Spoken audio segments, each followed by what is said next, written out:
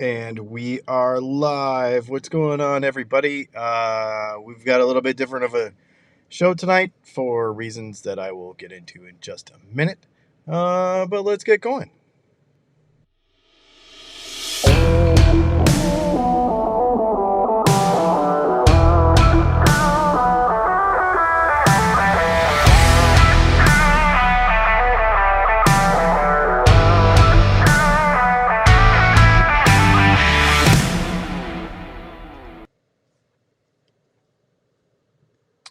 How is everybody doing tonight?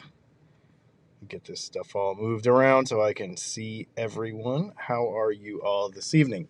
As you can see, we are doing this a little differently tonight. I'm on my laptop in a grocery store parking lot, and Leslie is not here. We've got really slow internet where we're at right now, and so the upload speed is almost impossible. I can watch a YouTube video or I can watch Netflix, but it takes forever to upload a YouTube video, and of course that would mean that it would make it impossible to stream. So we are doing this instead this evening. So that's what we've got going this evening, and yeah, and Leslie's not feeling well, so just say hey to her. She might be watching. I don't know if she's watching or not. She was really, she's not feeling well. So I was like, nah, I'll just do it by myself since we're going to have to go sit in a parking lot in the Jeep. We have a few questions this evening, and let's just keep it rolling, shall we? So a couple things. The McPherson video where we went and looked at all the plant, like where they make McPherson guitars and all the carbon fiber guitars and stuff, that is coming out on Monday. If you are a Patreon member, you will already see it, or if you're a YouTube member, so you can click the little button right down there and you can join and become a member, and you'd be able to see that right away because we do all that stuff early. We uploaded a new video to Music and Mascara channel also. So youtube.com/Music Mascara, that's our other channel where we talk about our travels and all that kind of stuff. And I'm kind of updating everybody on, camera lenses and all that kind of stuff because we upgraded some camera stuff lately. So I got rid of my Canon EOS RP and I got a Canon R6. So I have a Canon EOS R and a Canon EOS RP. Oh, I apologize. I have a Canon EOS R and a Canon EOS R6 now. And so, man, that R6 is unbelievable. So, anyway, and so now we are just on a laptop computer camera. And I will say, MacBooks have the worst laptop computer camera. Well, I'll tell you what. As is the norm with our live streams on Thursday night, let's go ahead and get into our Patreon and YouTube member questions right away. And we will also get into your questions in the feed down here. And of course, if you use a super chat, we will pop you up to the top to make sure that we get you. And we'll just see how this goes, even though I'm doing it all by myself. And Leslie usually combs through the comments for me. I didn't realize until right now. Well, I did realize it before, but you fully appreciate it when she's not here. What a big help that is, to tell you the truth. So, anyway. So, yeah, man. Excuse me. So, let's get into these Patreon questions. The first one, Brett. What could I expect the tonal characteristics be of a Strat set wound with 43 instead of 42? Thinking maybe 8,000 winds. That, sir, is going to be a very dark sounding pickup. It'll be punchy, but it won't be super bright and nice. Looks like we've got a super chat here. Hang on. Yeah, so it'll be hot, but it won't be very bright. It won't be very crispy on top, if that makes sense. Corey, thank you so much for the super chat. I have CTS pots range from 470 to 490 and Borns at 520. If I switch to Bournes, will I hear a difference? Will it be a brighter sound? So this is an interesting question, Corey. It depends on your pickups. It depends on how good they are. If your pickups, so this is an excellent example to go with the last question. If you were to use Brett's pickups, okay, those 8,000 wind 43 gauge Strat pickups that are super hot, and you switched from 470K to 520K pots, chances are you wouldn't hear very much of a difference because there wouldn't be very much, the dynamic range, especially on the high end, wouldn't be as wide. And so that change in pot resistance, you probably wouldn't hear very much. If they were a very low output, I don't know, like a Filtertron or maybe a lipstick pickup of some sort, it's possible that those you would make it would be a huge difference. Not a huge difference, but you'd be able to hear it. And if your cable was good and your signal chain was clean, on the face of it, for most people and for most people's use cases, going from 470 to 490 to 520 is not going to make much difference. Here's what I will tell you though. Since, and this is the other thing, since every pot on the guitar does a different job, it's no point, you don't really have to worry about them all matching. This whole matching pots thing has always been stupid to me because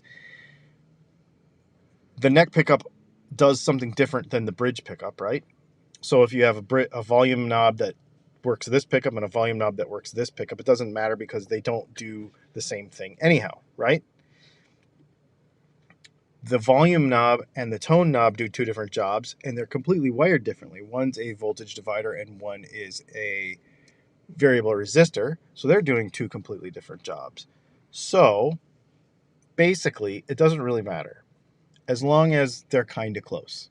If you want to be really anal about it, what you could do is you could take two of your pots that are 470 to 490 and use them for tone pots, and then use your 520s for volume pots. That would get you your brightest combination of all those. So there you go. If it's me, I'm going to put the higher resistance pots, so like the 520, I'm going to put that in a volume. And I'm not going to care so much about what my tone knob does, because that is more down to, because then you have to bring in like the, you have to bring in the tolerance of the cap too. You know what I mean? So it just gets mushy. And this is where, not that none of this makes difference, it all makes a difference, but this is also where people spend way too much brain energy and YouTube time on this. Just put the pots in the guitar. It'll be okay.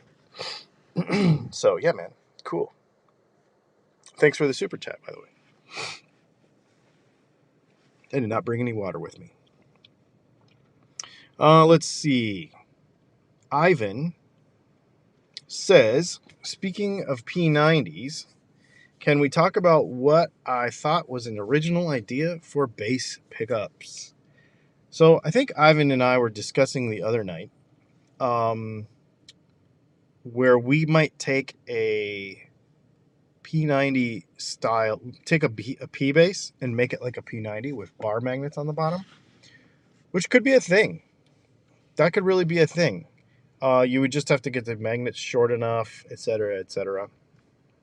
Guess what I ordered today? Speaking of that, Ivan, I ordered some of the parts to make Music Man humbuckers. I'm not saying it's going to happen next week, because sourcing the magnets for this thing it's really hard and very expensive. I'm pretty sure that these pickups are going to have to be in the $170 range when they're done, because they're not going to be cheap to make.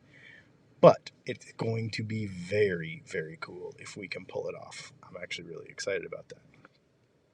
So, yeah, it's kind of exciting. Let's see, who else we got here? Vincent, what are the pros and cons of Sidewound pickups? So you're talking about like a Sidewinder P90. I never played one, and Google search unsurprisingly shows very polarized opinions on these things. Vincent, they are going to sound different than like a regular P90 or a regular, because they're humbuckers.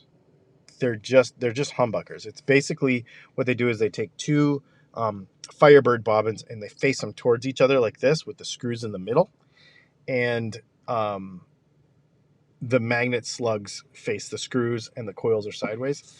So they are going to sound different because they do have a different coil dimension and they do have a different coil position. That being said, again, this is another where people waste way too much time on the internet. It's one of those things where you just have to try to find a video that is good, listen to it, and decide if you like it. The reason it's so polarizing is because it is not a traditional idea. It is like making a guitar out of something other than wood. It's like, that's not how it should be, so therefore it must sound bad. You know very well that I cannot stand that mentality, but that is what it is. It's basically, that's my opinion anyway. I think people just say, oh, it's weird and different, so it doesn't sound as good as the traditional one. But it's a sound. It's a sound, and it's cool. It's a cool design. I think it's a really cool design. I don't have a ton of experience with it, except for trying to find them and listen to them. Basically the same thing you are on YouTube. I know how they're made, but I just don't. I haven't not gone to the trouble to develop them myself, but I do have a couple friends that have, and they're cool. Yeah, very cool. Let's see. Oh, I was going to tell you too. So we had a member of our, so we had our live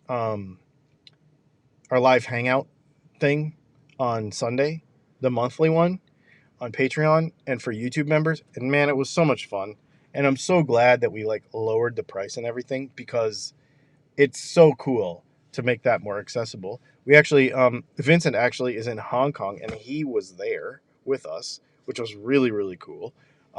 Super exciting for me to be able to have people. Sean was there. There was a bunch of people there. And I know that there was more that meant to be there because, we changed it around. So next time I think it's going to be even cooler. I ordered some stuff to make the next one very, very cool. And I think it comes in tomorrow. So, our next live stream is going to be awesome. Our next live Patreon and YouTube member hangout is going to be awesome. Because I got some stuff coming. It's going to be cool. It's going to be really cool.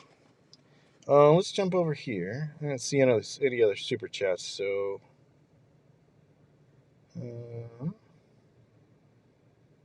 we'll get to the Hendrix having a Kemper thing in a minute.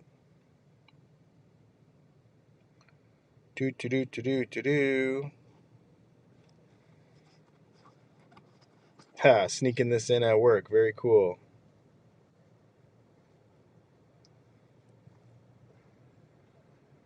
Awesome. Cool. Yeah, we missed a few people. There was a few people that couldn't make it to the last live stream thing.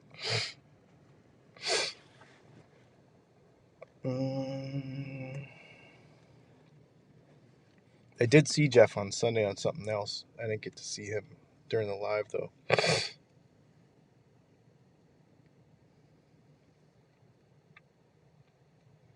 Awesome. Okay. I was looking for some thing to make for a thumbnail, and I used that Hendrix meme. For those of you that don't know, that Hendrix meme has been going around the internet for, I believe, 2 or 3 years now. I could look back through my phone and tell you, because you may or may not know, I made that meme. That is mine. If you zoom in on the picture, you can see that there is a Dylan logo on the peg head of that guitar. And I made that meme because I knew basically that it would piss off the world. That's the only reason I did it. And it worked. It's probably the most viral thing I've ever done on the internet, which is really kind of funny. Are there 2 chats for this? I can't see all the ones that Dylan is talking about. So this is where I take them from Patreon. The ones that we put on the screen, I take them from Patreon.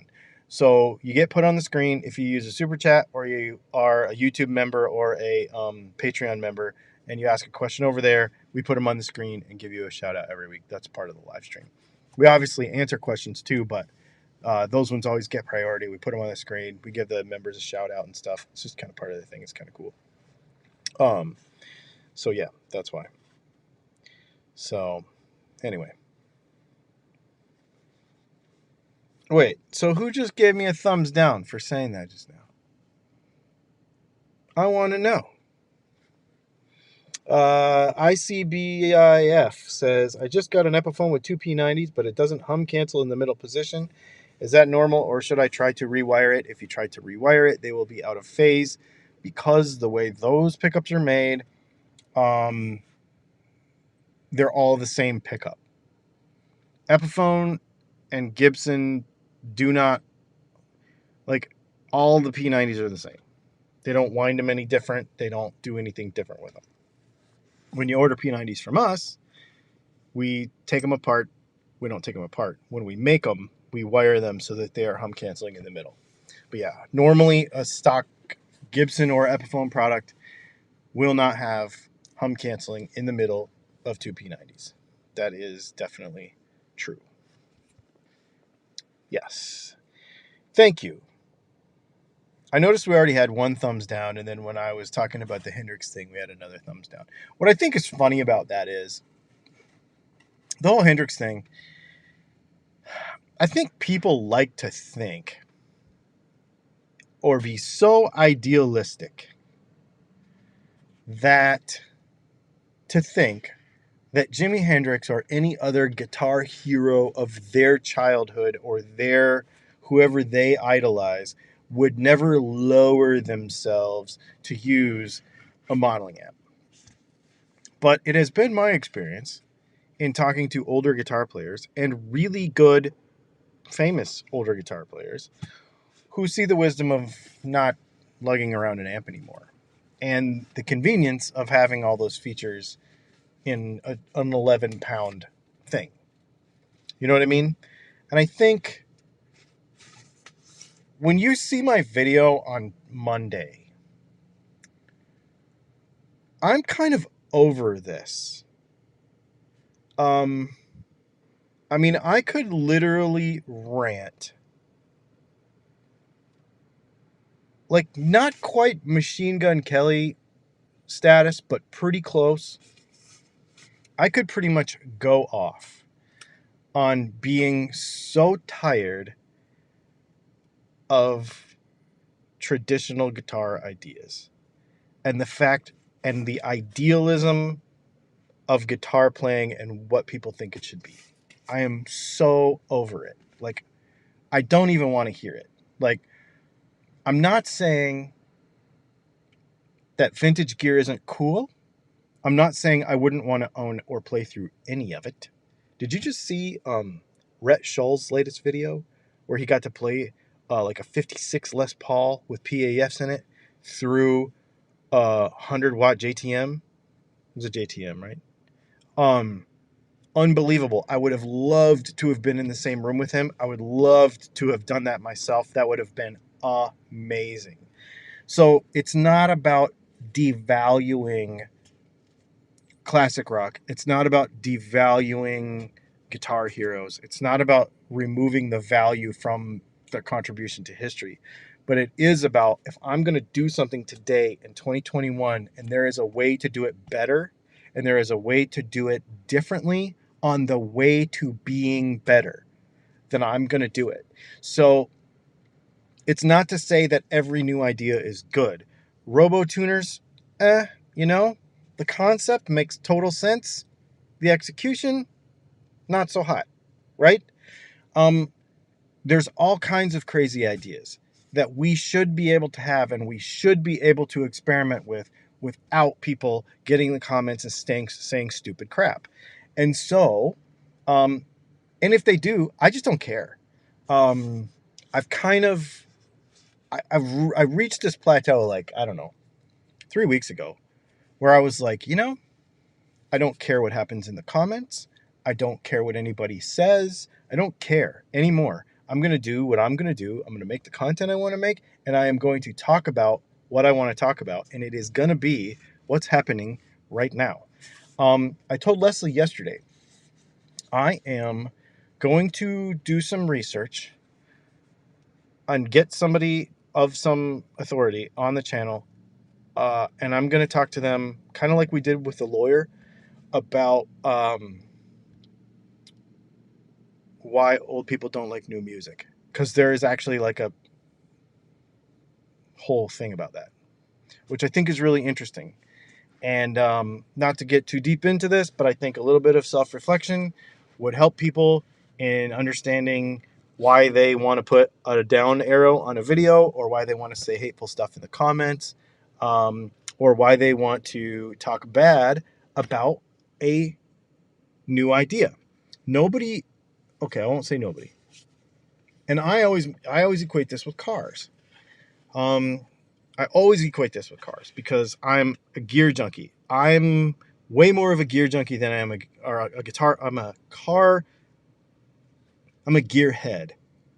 Way more than I am a guitar head. Like, I like guitars, but cars and motorcycles far surpass my desire to mess around with guitars. Far surpass. And so the thing is that in the automotive industry, there's always progress being made. Are there stupid ideas? Yes, there are stupid ideas. Are there ideas that came out ahead of their time that were good ideas that make sort of sense, but the world just wasn't ready for it yet? Absolutely. But and then are there new good ideas that came out, took a little bit to develop, and now we don't even think twice about them? A couple of examples of this would be, well, first of all, let's talk about battery technology. So when electric cars first came out, we could go all the way back to 94, 95, even earlier than that, with the Volkswagen electric stuff, and they looked like spaceships and they were stupid, and everybody was like, this is the dumbest thing ever. This is never going to work. It was too soon. It was poorly executed. It was too spaceshipy. It didn't make sense. The Prius came out, and it was a little better, and it made sense. And all of the diehard muscle car people were like, I'm never going to drive anything electric, blah, blah, blah, blah, blah, blah. And it was still not quite there, right? And now we have stuff that'll do the quarter mile in 9 seconds out of the box without spinning the tires, and is totally silent, and will do 0 to 60 in 2 seconds. Now we have stuff that really makes sense. Does it totally make sense yet? I'm not ready for it. I think the technology still needs to evolve a little bit more, but that doesn't make me get on the internet and say, this is a dumb idea. I don't ever want to use it. I don't think, like, I don't know. And there are people that do. Another example of this would be fuel injection and ABS brakes. Early fuel injection, poorly executed. And you couldn't tune it. It didn't really work. But now if you go to a drag strip, everything is fuel injected. You're tuning everything with a laptop, and you're going faster than you could ever go before, ever. ABS brakes.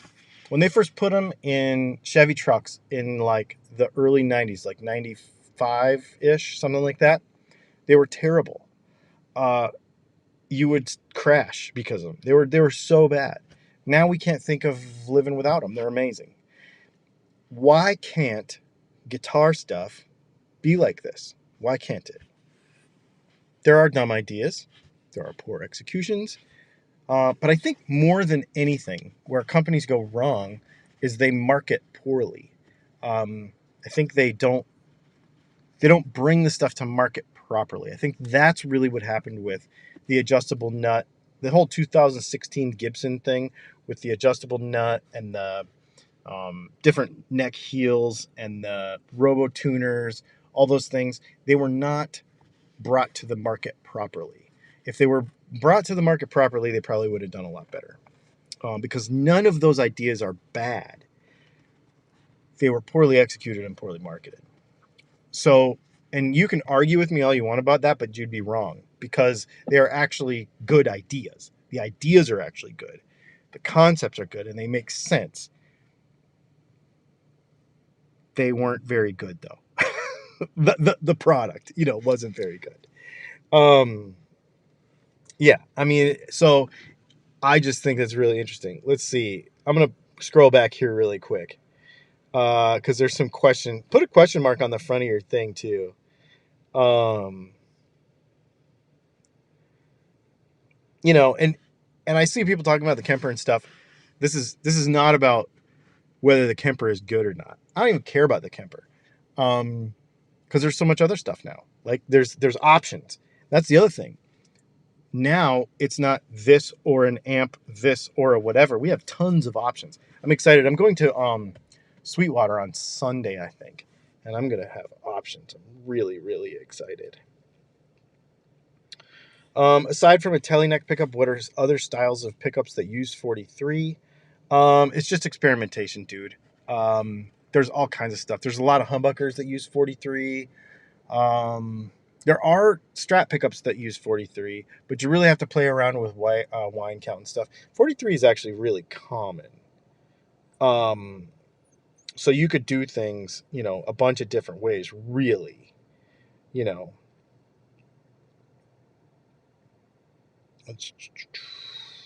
It's pretty funny that we're using explosions to turn gears.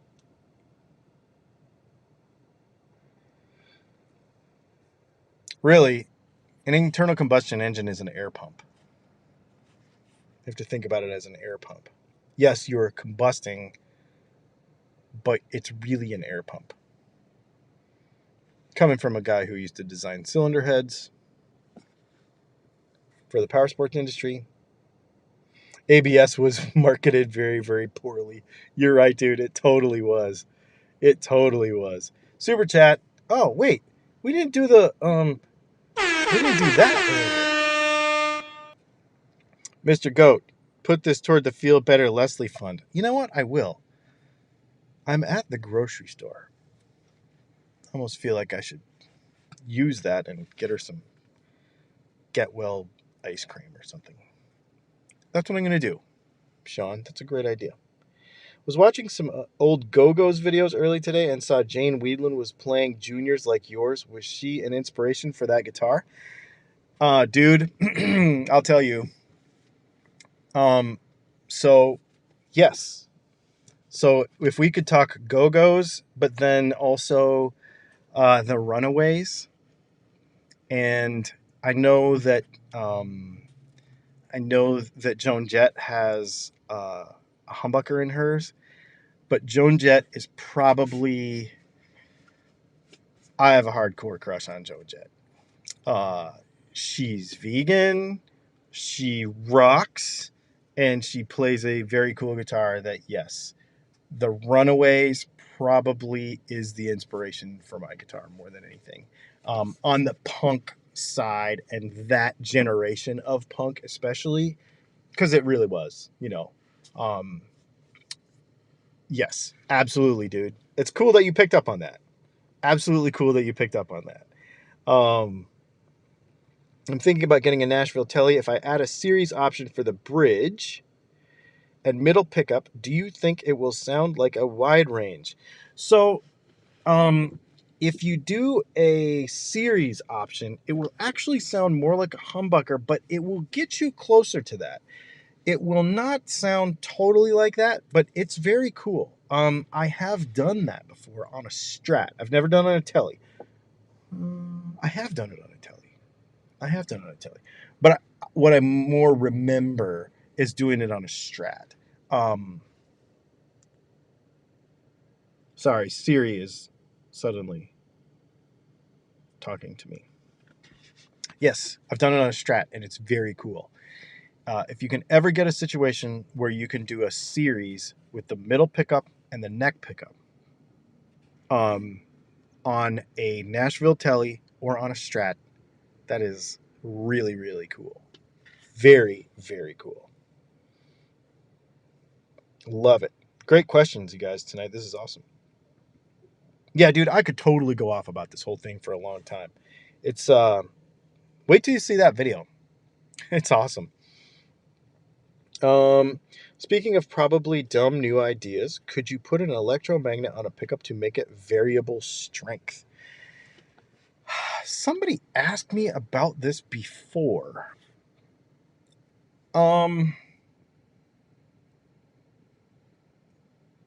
mean, theoretically you could. But here's the problem. The way you make an electromagnet is a coil around a core.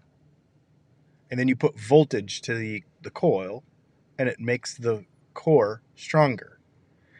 The problem is that is one sort of inductance, and then the other sort would be what a pickup does around magnets. So you would have not two opposing, but you would have two different concepts of coil construction and what would work there. So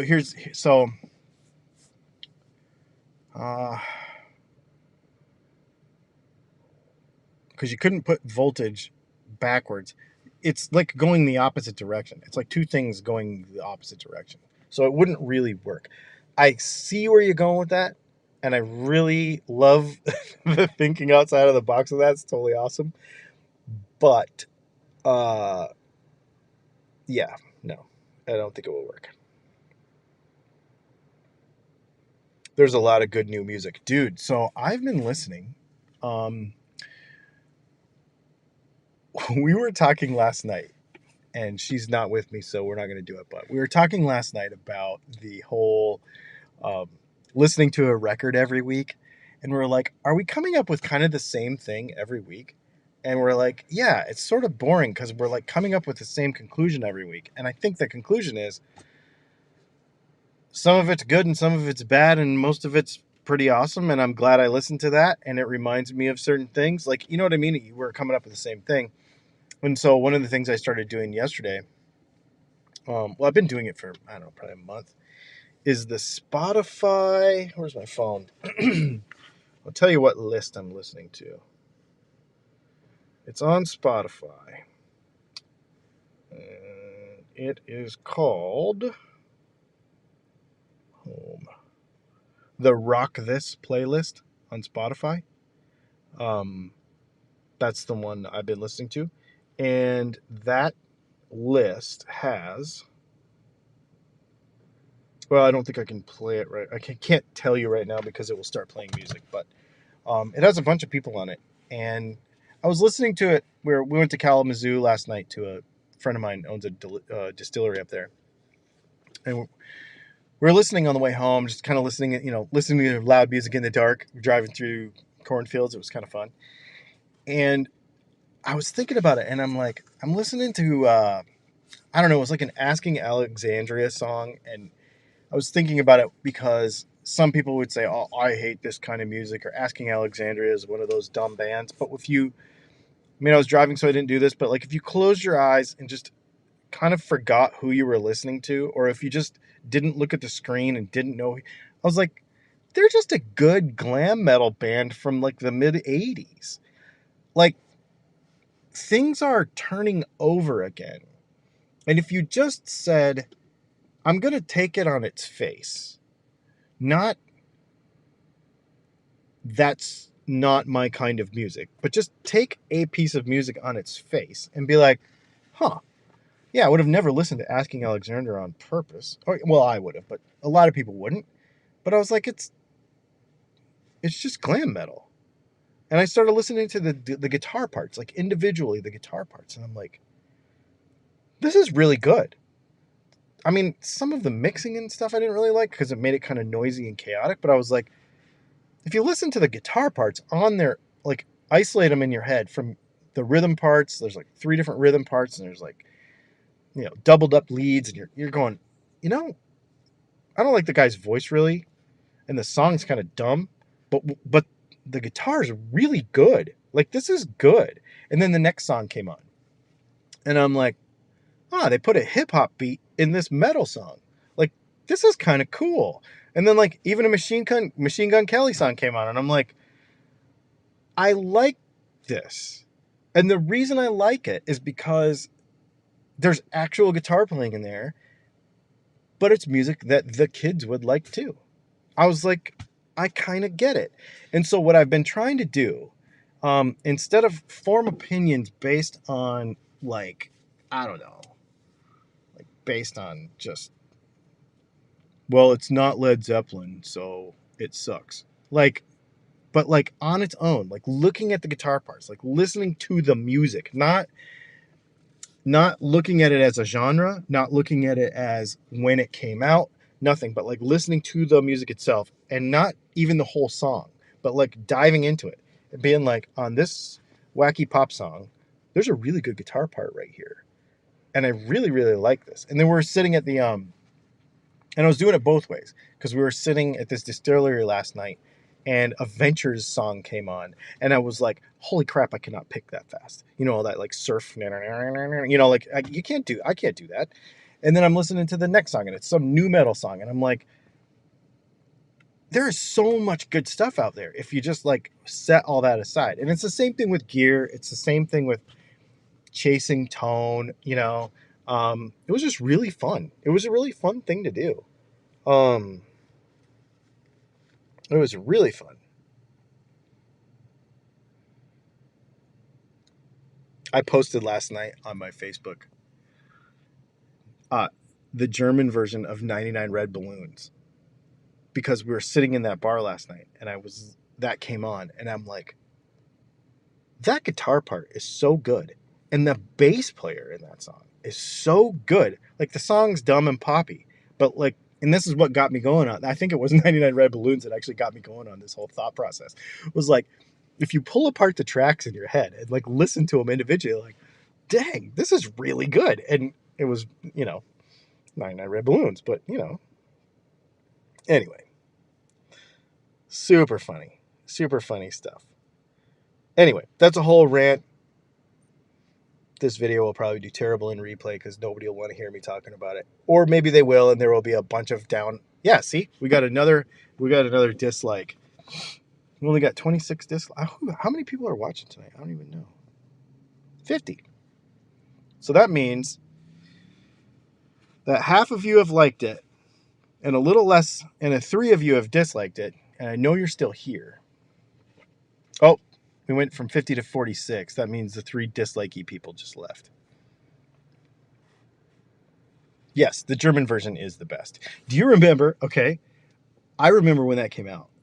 And when you bought the single, on a cassette, it was made to where when you could flip it over, it was like exactly on the cassette mirrored to each other, to where you could listen to it and flip it over, and then you would hear so like, if you listen to the first verse, I don't even know how they did it, but the way it was like on the cassette, but you could listen to the first verse and then flip it over and then listen to the first verse again in the other language, so you knew what the words were. It was pretty cool. Briefly, series for middle and neck. Can you custom zone in on a resistor that shapes the treble even further? Does lengthening the wire get it done? Okay. So series for the middle and the neck, I would just do it just like that. I would not put a resistor on there. I would do nothing. You're going to lose highs when you do that, and it's going to give you a little mid bump, just like a humbucker does. So if you add another resistor to that, it's just going to make it super flat. Because some of the brightness from the single coils is going to go away by nature when you put it into series. Think about it like this. When you do a humbucker, that bright toppy stuff goes away just because of the nature of it being running in series in a humbucker. So all you're doing now is just moving apart. So it'll be kind of somewhere in the middle, but I would not do that. Because what it sounds like, because you're talking about overwinding it as well, so it sounds like you might be worried about there being too much brightness, I'm guessing. DJ Play Nice, or whatever your name is. Yes. That's what I would say. Don't worry about it, because just by nature, it's going to do it right. Let's see.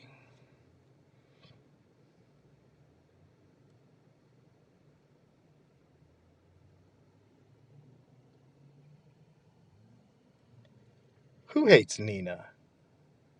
Nobody could hate Nina.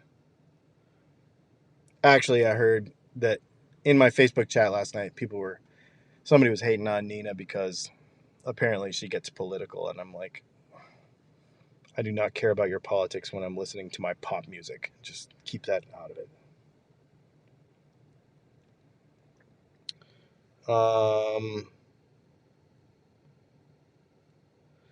You can always upgrade materials, but I'm thinking there's got to be another way you can capture vibrations from a string, but magnet seems most efficient. Fishman claims they make pickups HD sounding. Fishman, I'm just going to say it. I wish I would have thought of what Fishman's doing, because then I would have all their money instead of them, because that is an amazing idea. Those Fishman pickups, while they are not the same, they do not sound the same, and there are things about conventional pickups still that I like better. I really respect and I really admire the technology that is in those pickups. And the humbuckers are so... I don't like the single coils, because I am of the opinion that the single coil pickup was designed to sound like a single coil, noise and all, and I'll take it. But the humbuckers are so good.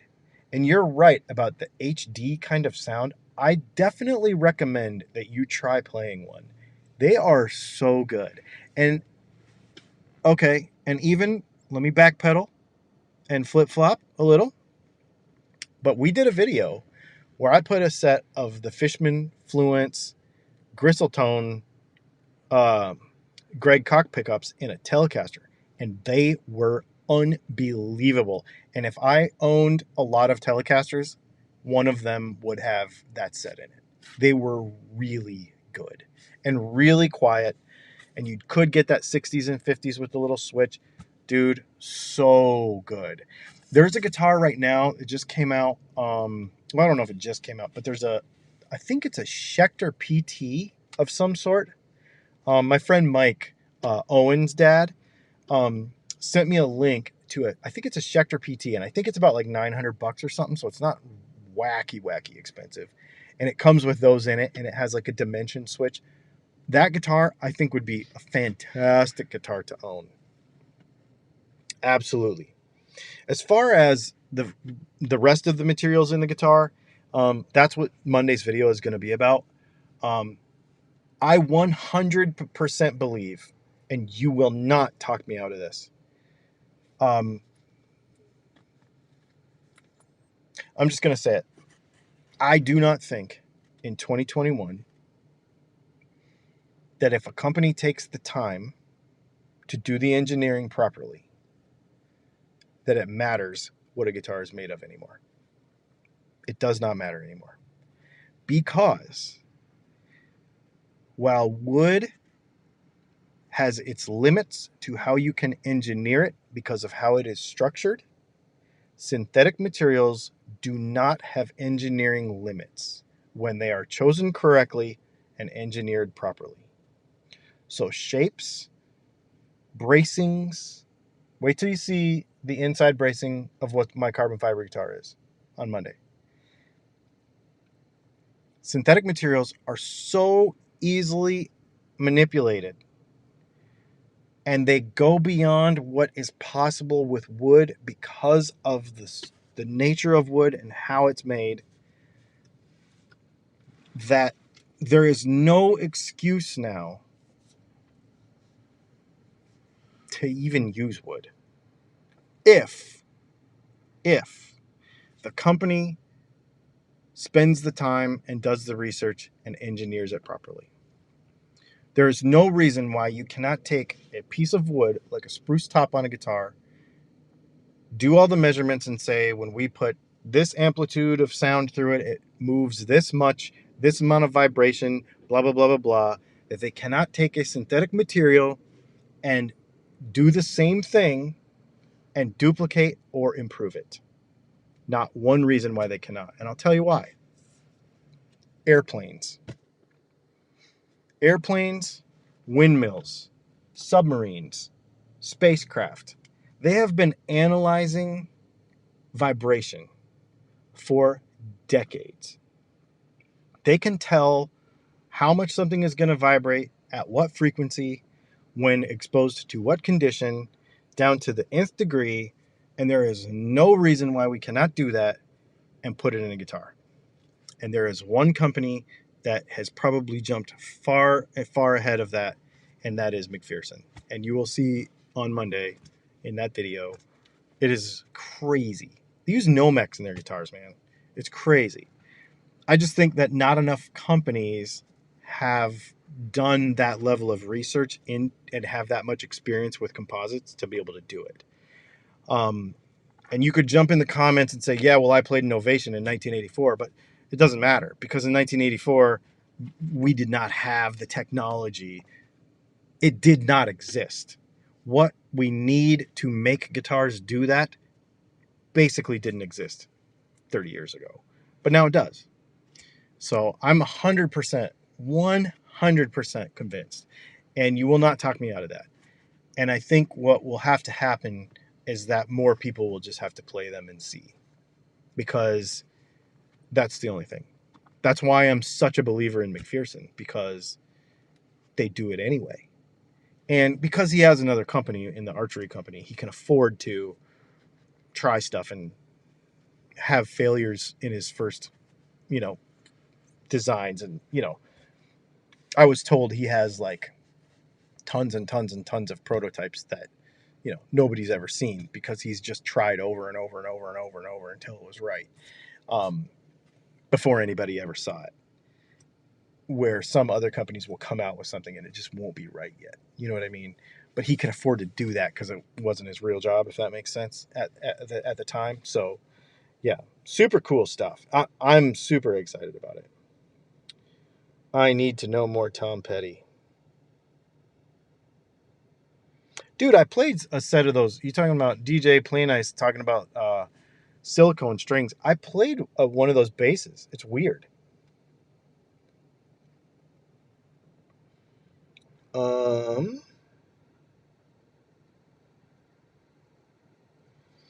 Watch the Hambini channel to see how badly carbon fiber stuff can be made. Dude, you don't have to tell me. I was riding carbon fiber bicycles before they were carbon fiber. I mean, any of you who are cyclists who are older than... I don't talk about my age on the internet, but let's just say I was riding Reynolds steel, and then I went to Chromoly 4130, and then I went to lugged carbon. So it was carbon tubes with aluminum lugs on the ends. Those were terrible. You like flicked them like that and they shredded. They were terrible, and they were flexy, and they were brittle. They were so bad. Now it's just not the same anymore. Like, and anybody with half a carbon fiber structure brain can figure that stuff out now. So cool. Awesome. This is so fun. For sure. And same with food. Eventually technology will have better tasting beef than beef itself without having to kill a cow. Dude, I don't know if you tried an Impossible Burger or not, but, well, okay. This is a whole nother, its own video, probably not on this channel, but Impossible versus Beyond. I'm more of a Beyond guy, eating a plant-based meal. plant-based diet. There's so much oil in them, though. It's not that they're like more healthy or anything. They're just plant-based. I used to eat meat. I know what a burger tastes like. I think Beyond beats Impossible right now.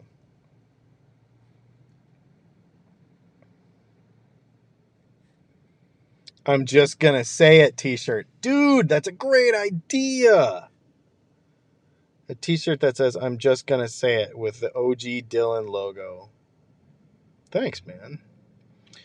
Hey, what would you prefer to get rid of? 60 cycle hum from a P90? What would you prefer to get rid of? 60 cycle hum from a P90 on a vintage 1966 J160E? Noise gate or noise suppressor? I don't get rid of noise on single coils. I love it. That being said, I would probably use... It depends what kind of music you play, but if you play jazz, I would use a suppressor, not a gate. But I guess you could use a gate. I mean, your hands are on the strings all the time, so it shouldn't be terrible. Continuation of my last question on single coils in series. Should I wire the bridge into the middle? I like the neck and middle, but you could try the bridge and middle. There's no wrong answer there. I mean, it's just a matter of where you want it.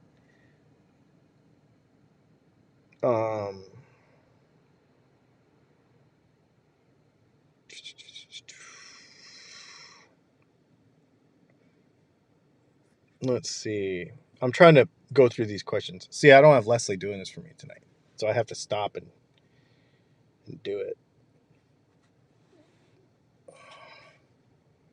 So the Beyond Meat texture thing, Mike, if you don't like the texture, the trick is how you cook it. If you cook it on the grill, you can get it there. If you cook it in a pan, it'll be a little soft still. Hot on a grill.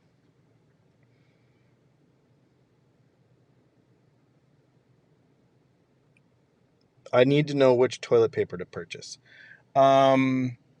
So we live in an RV full time, and so my toilet paper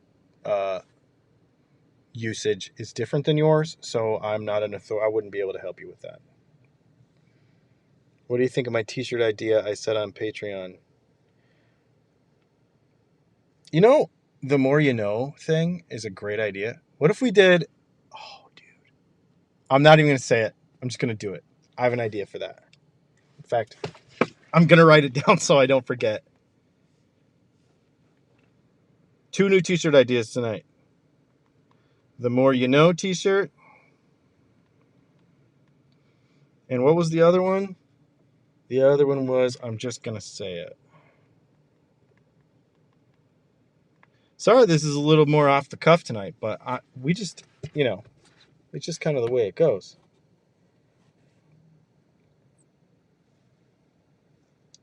Let's see. And I didn't see your idea on Patreon, Jeff. I'm sorry about that. I must have missed it.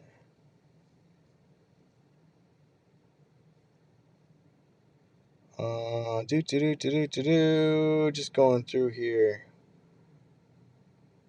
Imagine the crazy future of guitars with composite materials. Yeah, when you see the video on Monday, I want you to really take note of the bracing. In that carbon fiber guitar that I have, we show one of them being built and all the parts that go into that top, and I explain it, and the whole thing about wood can only be cut a few ways, and it behaves differently which way it's facing, because it's grained, right? So it has structure one direction, and synthetic materials don't have that, so it doesn't matter. You can make it whatever shape you want. You can flip it around this way, flip it around this way. It doesn't matter. So therefore, it gives you far more flexibility to be able to design stuff. And the top on my guitar is thinner than... So it's not just about vibration. It's not just about feeling the vibration of the guitar. It's about the tone of it.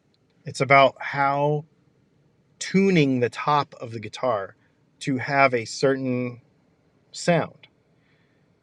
It's not just about how much something vibrates. And I think that's where people get whacked out on the tone wood thing. So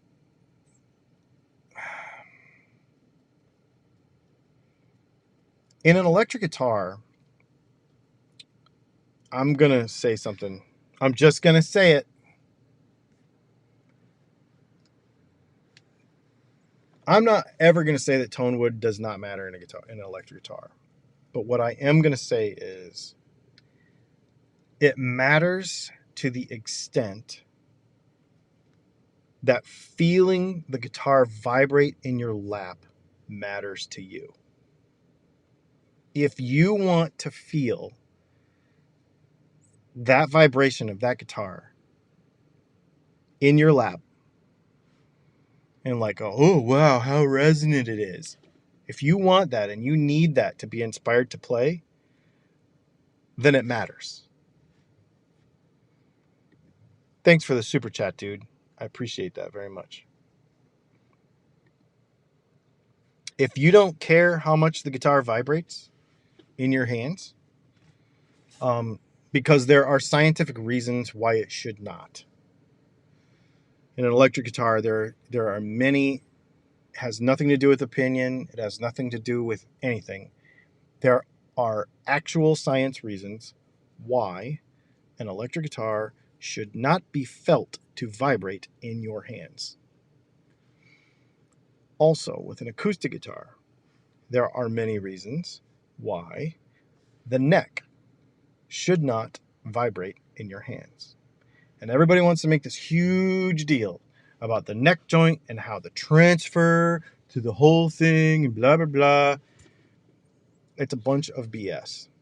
In an acoustic guitar, the box vibrates. That's all that matters. You want the box to vibrate. You do not want any energy to be wasted on this end of the guitar. You want it all in the box. On an electric guitar, another super chat. Oh, wait, hang on. That's for the last one. And that's for this one. The little for the Scotch Fund. Thanks, Dave. I appreciate that. Thank you so much. When you lose vibration in other parts of the guitar, the sound's not coming out the hole. And I wish people would that's a very basic concept, but people don't get it. When you lose vibration in an electric guitar, you feel it all through the body and all through the neck. What's happening is you're losing the accuracy with which you pluck the note and you present that vibration of the string to the pickup. If you waste that energy somewhere else in the guitar, it's not going to the pickup. Now, does that affect the end result?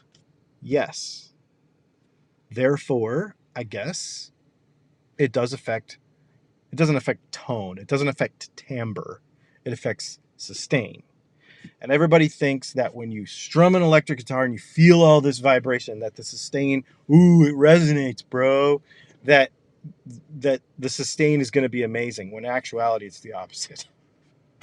When you isolate the vibration within the tonal area of the guitar, it stays there longer, therefore it sustains longer. If you let it escape into the rest of the guitar, it does not come back at the same rate with which it left, therefore it does not sustain as long. Like, those are very, very basic concepts. But we want to believe that the guitar vibrates in our hands, therefore it must be better. Fight amongst yourselves. You won't change my mind on that. But I will not say that it doesn't make a difference at all, because it affects how we play the guitar. And that's why I say it matters. How much a guitar vibrates in your hand matters to the extent that it inspires you to play. If you need that to play, you will play differently. You will play differently, and therefore You will sound different. You'll hold the guitar different. You'll grip the guitar different. Your hand will be tighter or looser. You will pick differently. Like, you will have a different energy when you play that guitar. Therefore, you will sound different. So it does make that difference. Scientifically, it's a bunch of baloney, but it does make a difference how you play the guitar. Therefore, it matters. And I wouldn't take that away from anybody. You know, that's why I never hate on that concept. People think I'm so anti-tone wood, but I'm not, because how you play the guitar matters so much. And if that inspires you to play differently, then you need it. And if you need it, get it and do it. Just don't argue the science with me.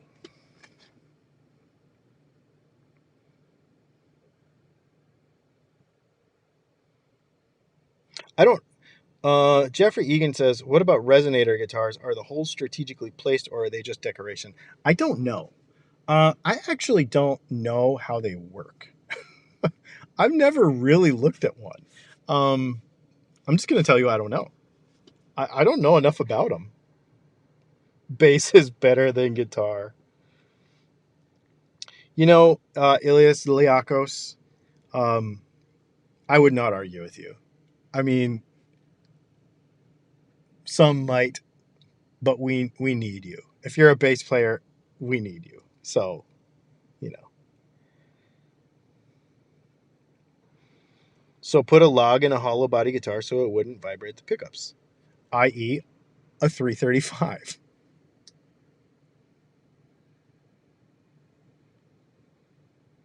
That's what Les Paul did. He tied a string to a railroad tie. He realized the heavier and sturdier the bridge is, it would sustain forever. He tried to minimize the vibration. Exactly. I guess with the where the confusion comes in is that it's because an acoustic guitar works differently than an electric guitar. This isn't okay. You are on to something, Mike. You will really want me to go off now? Okay.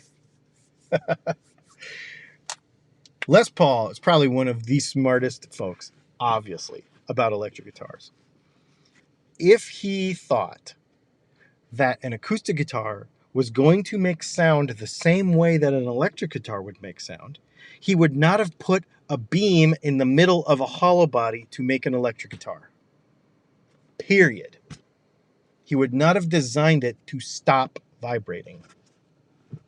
Otherwise, he would have just said, let's throw a pickup in an acoustic guitar, which is kind of what he did at the beginning. It's what everybody was doing at the beginning, i.e. Gretsch. But they sound different. He knew that.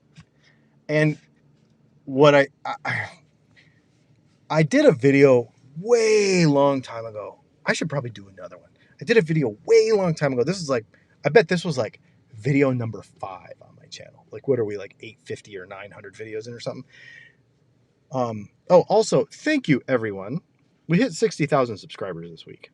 That's like a big deal to me, and I really appreciate it. So I want to hit 100,000 by the end of the year. I don't think it's going to happen, but the more you guys share this stuff and everything, I really appreciate it. I really do appreciate it. Even you thumbs downers, I really do appreciate it. But I did this video. I was probably like, probably video number 4 or 5, something like that. So I probably guess I need to do another one. But the difference between making sound in an electric guitar versus making sound in an acoustic guitar. Because an electric guitar, you are using a transducer. You're actually taking motion and turning it into electricity. It has nothing to do with the rest of it doesn't have nothing to do. The main concept and purpose of how sound is made with an electric guitar is converting the vibration of the string to electricity with the use of a transducer. The definition of a transducer is something that takes one type of energy and converts it to a different type of energy. We're taking the kinetic energy of a string and we are converting it to electrical energy. That is the point of an acoustic guitar or an electric guitar. An acoustic guitar is different. What we are doing with an acoustic guitar is we are simply amplifying kinetic energy. We are taking the kinetic energy of the string. We are transferring it to the soundboard, and then we are making the... So let's just say that if you had an acoustic guitar with no box, probably the easier way to explain this would be if you take a snare drum. Well, let's use a tom, so there's no snare. So let's take you take a drum head, okay? Just the drum head, not the drum, just the drum head. And you hit the drum head. It will make a sound because it will move and air will come out the other side and it will make a sound, right? It makes sound. Very much like a guitar string. If you pluck a guitar string with no soundboard, no sound box, just a tensioned guitar string, it will vibrate and it will move enough air to make some sound. So in an acoustic guitar, we take that, we transfer that into the bridge. The bridge moves the whole top, which interacts with the back of the guitar to amplify or to multiply the amount of air that is then moved by that string. So the string moves, it moves the soundboard moves the back, air comes out, way more air is now moving than was originally moved by just the string by itself. We're not actually, in the strictest sense of it, converting energy. We're just moving air. An acoustic guitar is a drum. An acoustic guitar is a percussive instrument. It is literally, you're striking something, it is moving air.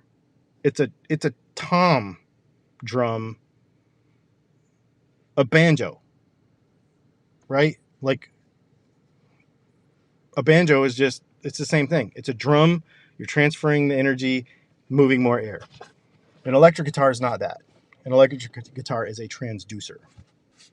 The only reason people get them confused and then they get onto all this tone wood stuff is because they look the same and one is an evolution of the other, but it's not the same. It's not the same concept at all. So I want to do a video about it. Super interesting stuff. You guys, this has been super, super fun. Really, really fun.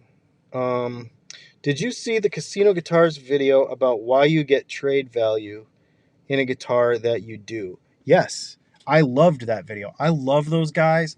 I met them at NAMM and we got to hang out for a little bit. I actually want to go there and do some content with them. That video was very good.